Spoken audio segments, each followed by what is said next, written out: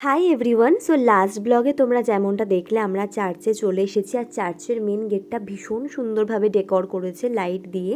তো আমরা চার্চে এন্ট্রি করলাম, প্রচুর গ্যাদারিং ছিল, এত লোকজন এসেছিল ক্রিসমাসে। সবাই সব সময়তে সব ফেস্টিভ্যালই এখন এনজয় করে।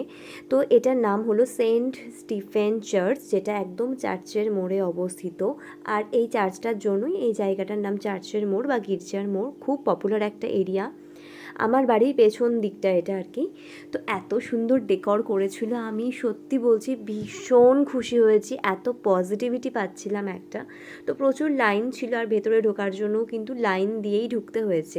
ফাইনালি ভেতরে ঢুকে দেখলাম এত সুন্দর ডেকর করেছে, আর চার্চের ভেতর সবসময়তেই ভীষণই পিসফুল লাগে। তো খুব এনজয় করেছি, অনেকক্ষণ দাঁড়িয়েছিলাম, সত্যি বলছি ভীষণ ভালো লাগছিল আমার পার্সোনালি। আর তারপরে জিসাসের জন্য আমি এই ফুলটা দিয়েছি।